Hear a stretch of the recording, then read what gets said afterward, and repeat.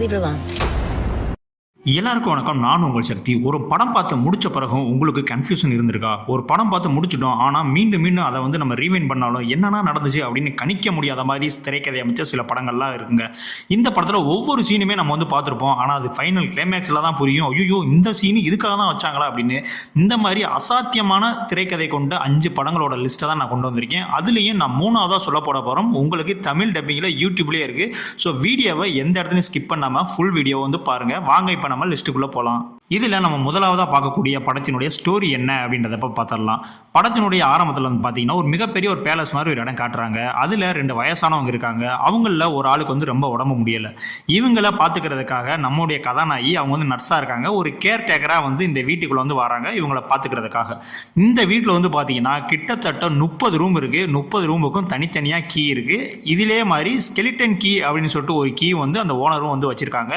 அந்த ஸ்கெலிட்டன் கீயை வச்சு இங்கே இருக்க 30 ரூமையுமே வந்து திறந்துடலாம், அந்த ஒரு கீயை மட்டும் வச்சு. ஆனால் தனித்தனியாக 30 ரூமுக்கும் வந்து கீ இருக்கு. நம்மளுடைய கதாநாயகி அந்த ரூமுக்குள்ள போன பிறகு நிறைய அமானுஷ்யமான விஷயங்கள்லாம் வந்து நடக்குது. அதுக்கப்புறம் அவங்களுக்கு என்ன நடந்துச்சு, ஏன் இவங்க வந்து வந்தாங்க, இதுக்கு பின்னாடி இருக்கக்கூடிய பேக் ஸ்டோரியில் என்ன அப்படின்றதான் இந்த படத்தினுடைய ஒன்லைன் ஸ்டோரி.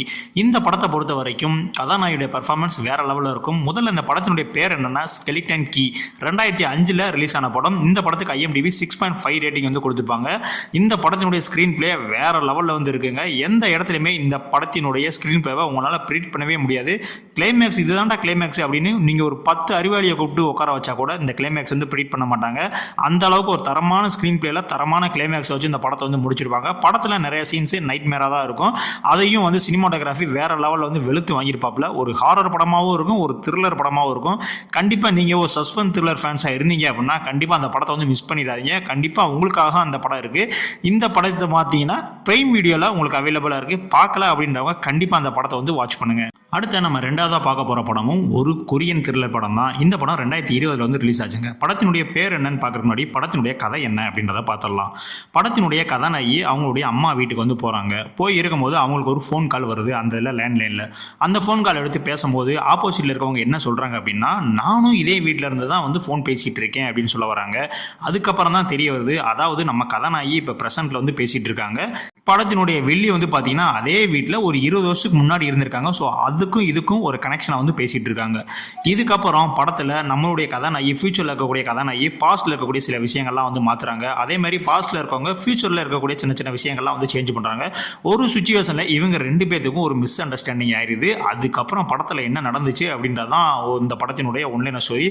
இந்த படம் வந்து பார்த்தீங்கன்னா தி கால். இந்த படம் 2020 வந்து ரிலீஸ் ஆச்சு. இந்த படத்தினுடைய IMDb ரேட்டிங் வந்து பார்த்தீங்கன்னா 7.1 ரேட்டிங் வந்து கொடுத்துருக்காங்க. இந்த படம் ஒரு டைம் டிராவல் பேஸ் பண்ண ஒரு படம். இந்த படத்தினுடைய ஸ்டோரி அண்ட் ஸ்கிரீன் பிளே வேற லெவல் வந்து வச்சிருப்பாங்க. படத்தில் ஃபர்ஸ்ட் ஒரு 20 மினிட்ஸ் மட்டும்தான் கொஞ்சம் ஸ்லோவாக வந்து மூவ் ஆகும். அதுக்கப்புறம் ஒரு வேற லெவலான ஸ்கிரீன் பிளே வந்து இந்த படத்தில் வந்து கொடுத்துருப்பாங்க. இந்த படத்தில் நடித்த அந்த கதாநாயகியாகட்டும் வில்லியாகட்டும் 2 பேருடைய ஆக்டிங்குமே வேற லெவலில் இருக்கும். அதையும் அந்த வில்லி கதாபாத்திரம் பண்ணாங்க வேற லெவலில் வந்து சும்மா தெரிக்க விட்டுருப்பாங்க படத்தில். அது இல்லாமல் இந்த படம் வந்து பார்த்தீங்கன்னா கிளைமேக்ஸ் ஒவ்வொரு ஆளுக்கும் ஒவ்வொரு விதமான ஒரு ஃபீலை கொடுக்கக்கூடிய ஒரு கிளைமேக்ஸை வந்து கொடுத்துருப்பாங்க. அதாவது ஒரே ஒரு கிளைமேக்ஸ் தான், ஆனால் படம் பார்க்கக்கூடிய ஆளை பொறுத்து தான் இந்த கிளைமேக்ஸ் வந்து உங்களுக்கு எப்படி ஒர்க் அவுட் ஆகும் அப்படின்றத பொறுத்து இருக்கும். இந்த படம் வெறும் $20 மில்லியன் தயாரிச்சு கிட்டத்தட்ட $72 மில்லியன் வந்து வசூல் பண்ணுச்சுங்க. அந்த அளவுக்கு வந்து இந்த படம் ஒரு ஒர்த்தான படம்.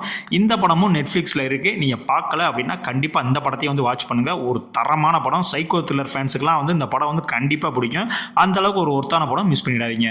அடுத்து நம்ம 3ஆவதாக பார்க்கக்கூடிய படமும் ஒரு கொரியன் த்ரில்லர் படம் தான். இந்த படமும் 2017 வந்து ரிலீஸ் ஆச்சு. இந்த படத்தினுடைய ஒன்லைன் ஸ்டோரி என்ன அப்படின்றத இப்போ நம்ம வந்து பார்த்துடலாம்.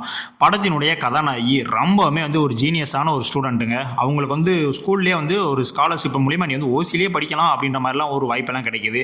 வாய்ப்பு கிடைச்சி அவங்க வந்து உள்ளே போகிறாங்க. அவங்களுடைய அந்த புத்திசாலித்தனத்தை இந்த காப்பி அடிக்கிறது, எக்ஸாமில் பிட் அடிக்கிறது, அந்த மாதிரி விஷயங்களுக்கு வந்து யூஸ் பண்ணுறாங்க.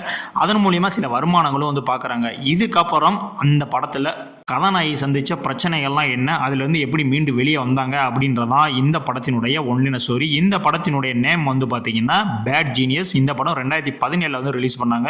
IMDbல 7.6 ரேட்டிங் வந்து கொடுத்துருக்காங்க. ஒரு சாதாரண பிட் அடிக்கிறத வச்சு ஒரு படம் ஆயா அப்படின்னா ஆமாங்க, சாதாரண பிட் அடிக்கிற மாதிரி தான் தெரியும். ஆனால் நீங்கள் ஒரு கிரைம் த்ரில்லர் பார்த்தா எந்த அளவுக்கு வந்து சீட் எஜ்ஜில் இருப்பீங்களோ அந்த அளவுக்கு சீட் எஜ்ஜில் உட்காந்து இந்த படத்தை வந்து பார்த்துட்டு இருப்பீங்க. அந்த அளவுக்கு வந்து ஒர்த்தான ஒரு படம். படத்தினுடைய கதாநாயகியோட ஆக்டிங் எல்லாம் வந்து பார்த்தீங்கன்னா சும்மா ஜஸ்ட் அந்த ஐலே வந்து வேற லெவலில் வந்து ஆக்டிங் கொடுத்து விட்டுருப்பாங்க. அந்த அளவுக்கு வந்து தரமான ஒரு ஆக்டிங் வந்து கொடுத்துருப்பாங்க. இந்த படம் தமிழ் டப்பிங்லேயே வந்து அவைலபிளாக இருக்குது. ஃபேமிலியோடய நீங்கள் இந்த படத்தை வந்து பார்க்கலாம். பாக்ஸ் ஆஃபீஸில் கிட்டத்தட்ட சக்க போட்ட படம். ஒவ்வொரு சீனும் ரொம்ப பரபரப்பாக சீட் எட்ஜில் வந்து பார்த்துட்டு இருப்பீங்க. அந்த அளவுக்கு வந்து ஒரு பரபரன்னு ஒரு ஸ்க்ரீன் பிளே வந்து எடுத்திருப்பாங்க. கதையை வந்து ஒரு வித்தியாசமாக வந்து யோசிச்சு இப்படியெல்லாம் வந்து யோசிக்க முடியுமா, இப்படியெல்லாம் ஒரு படம் எடுக்க முடியுமா, சாதாரண ஒரு பெட் அடிக்கிற சீனை வச்சு அப்படின்னு சொல்லிட்டு அந்த அளவுக்கு வெறித்தனமான ஸ்க்ரீன் பிளே மூலியமா இந்த படத்தை வந்து வேற லெவலில் வந்து கொண்டு போயிருப்பாங்க. இந்த படம் யூடியூப்ல தமிழ் டப்பிங்லேயே இருக்கு. பார்க்கல அப்படின்னா கண்டிப்பா இந்த மிச்சம் இருக்கக்கூடிய அந்த 4 படங்களை பார்க்குறீங்களோ இல்லையோ, இந்த படத்தை கண்டிப்பான முறையில் யூடியூப்ல போய் வாட்ச் பண்ணுங்க. உங்களை அந்த அளவுக்கு வந்து ஒரு த்ரில்லிங்காகவும் ஒரு என்டர்டைன்மெண்ட்டாகவும் இந்த படம் வந்து உங்களை வந்து வச்சிருக்கும். ஸோ மறக்காம இந்த படத்தை வந்து பாருங்க. அடுத்த நம்ம 4ஆவதா பார்க்கக்கூடிய படமும் 2017 ரிலீஸ் ஆன ஒரு படம் தான். இந்த படத்தினுடைய ஸ்டோரி என்ன அப்படின்னு வந்து பார்த்தீங்கன்னா, படத்தினுடைய நாயகன் லவ் பண்ணி தான் வந்து கல்யாணம் பண்ணுறாரு. ஒரு சுச்சுவேஷன் அவங்களுக்குள்ள வந்து ஒரு மிஸ் அண்டர்ஸ்டாண்டிங் ஆயிடுது. அவங்கள வந்து டிவைஸ் பண்ணிடலாம், அந்த மாதிரி அவங்கள விவாகரத்து பண்ணிடலாம் அப்படின்ற மாதிரி ஒரு மனநிலைக்கு வராரு. வந்தோடனே வந்து பார்த்தீங்கன்னா ஒரு மெமரி ரீசெட் பண்ணுற ஒரு இடம் இருக்குது. அங்கே போயிட்டு அவங்களுடைய ஞாபகங்கள் எல்லாத்தையுமே வந்து ரீசெட் பண்ணுறாங்க. ரீசெட் பண்ணிட்டு அழிச்சிட்டு, அதாவது அவங்களுடைய மெமரியை டோட்டலாக அழிச்சிட்டு திரும்ப வந்து வராரு. திரும்ப வரும்போது வந்து பார்த்தீங்கன்னா அந்த மனைவி சொல்கிறாங்க, இல்லை நீங்கள் வந்து மெமரியெல்லாம் இப்போ அழிச்சிட்டு வந்துட்டீங்க, ஆனால் நான் என்னுடைய கணவர்கிட்ட ஒரு விஷயம் சொல்லணும், அதை வந்து நீங்கள் மெமரி ஏற்றிட்டு வந்தால் தான் நான் உங்களுக்கு சொல்லும் போது தான் புரியும் அப்படின்ற மாதிரி சொல்கிறாங்க. உடனே நம்மளுடைய ஹீரோ வந்து போய் திரும்ப அந்த மெமரியை வந்து ரீசெட் பண்ணிட்டு வராப்புல. வந்ததுக்கப்புறம் தான் தெரியுது இது அவரோட மெமரியே கிடையாது, ஒரு சைக்கோ கொலகாரனோட மெமரி அப்படின்னு. அதுக்கப்புறம் படத்தில் என்ன நடந்துச்சு அப்படின்றதான் இந்த படத்தினுடைய ஒன்லைன் ஸ்டோரி. கதையை வந்து பார்த்தீங்கன்னா வேற லெவலில் வச்சிருக்கானுங்கல்ல. ஸோ திரைக்கதை அதுக்கு மேலே இருக்கும். இந்த படத்தினுடைய ஒவ்வொரு சீனுமே வந்து மிஸ் பண்ணிடாதீங்க. ஏதாவது ஒரு இடத்துல இந்த சீனை மிஸ் பண்ணிட்டீங்க அப்படின்னா படத்தில் கிளைமேக்ஸில் என்ன சொல்ல வந்தானுங்க, என்ன சொல்கிறானுங்க அப்படின்னு ஒரு சீன் கூட புரியாது. ஸோ படத்தை ஆரம்பத்துலேருந்து எண்டு வரைக்கும் விடாமல் ஒரு சீன் கூட ஸ்கிப் பண்ணாமல் வந்து பாருங்க.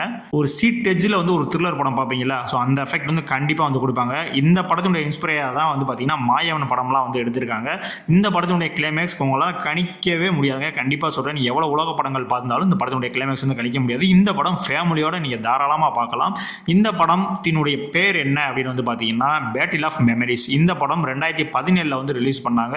இந்த படத்துக்கு IMDb ரேட்டிங் வந்து பார்த்தீங்கன்னா 6.4 ரேட்டிங் வந்து கொடுத்துருக்காங்க. இந்த படம் பிரைம் வீடியோலேயே வந்து இருக்குது, அவைலபிளாக இருக்குது. நீங்கள் பார்க்கணும் அப்படின்னா கண்டிப்பாக அந்த படத்தை வந்து பாருங்கள். அடுத்து நான் 5ஆவதாக சொல்ல போகிற படம் 2014 ரிலீஸ் ஆன த கிரேட் ஹிப்னாட்டிஸ்ட். இந்த படத்தினுடைய ஒன்லைன ஸ்டோரி என்ன அப்படின்னு வந்து பார்த்தீங்கன்னா, படத்தினுடைய கதாநாயகன் ஒரு வந்து இந்த சைக்கோ, இந்த மனநல டாக்டர்னு சொல்லல, இந்த ஹிப்னாட்டிஸ்லாம் பண்ணுவாங்களா, ஸோ அந்த மாதிரி ஒரு ஒர்க் வந்து பண்ணிகிட்டு இருக்காரு.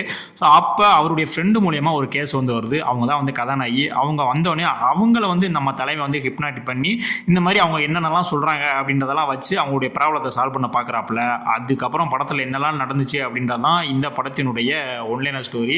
ஃபர்ஸ்ட் ஒரு 30 நிமிஷம் இது ஒரு வேளை பேய் படமாலாம் இருக்குமோ அப்படின்ற மாதிரிலாம் உங்களுக்கு மனசுக்குள்ள தோண வச்சிருவானுங்க. அதுக்கப்புறம் வந்து பார்த்தீங்கன்னா நம்ம தலைவர் வந்து அவங்கள வந்து அந்த ஹிப்னாட்டிஸ் பண்ணி நிறைய விஷயங்களை வந்து கேதர் பண்ணுவாப்புல. அதுக்கப்புறம் லாஸ்ட்ல ஒரு 20 நிமிஷம் இதுதாண்டா படம் அப்படின்னு சொல்லி வச்சு முடிச்சு விட்டுருப்பானுங்க. அந்த பொண்ணு உண்மையிலேயே மென்டலா இல்லை பேயாடா அப்படின்ற மாதிரி உங்களுக்கே வந்து தோண வைப்பாங்க. அந்த அளவுக்கு ஒரு சீட் டச் த்ரில்லர் படம் இந்த படம். இந்த படத்தையும் நீங்கள் ஃபேமிலியோட பார்க்கலாம். இந்த படமும் பிரைம் வீடியோல இருந்து இருக்கு. இப்போ நான் சொன்ன இந்த 5 படங்கள் எல்லாமே வந்து பார்த்தீங்கன்னா அந்த OTT பிளாட்ஃபார்மில் இருக்குது. நான் பார்க்கும்போது ஒருவேளை இப்போ இல்லை அப்படின்னாலும் உங்களுக்கு வந்து டெலிகிராமில் இந்த மாதிரி வெப்சைட்ஸ்லாம் வந்து கிடைக்கும். கண்டிப்பாக வந்து பாருங்கள். இந்த 5 படங்களில் என்னுடைய ஃபேவரட் எது அப்படின்னா நான் கண்டிப்பாக 3ஆவதாக சொன்ன பேட் ஜீனியஸ் படம் தான் சொல்லுவேன்.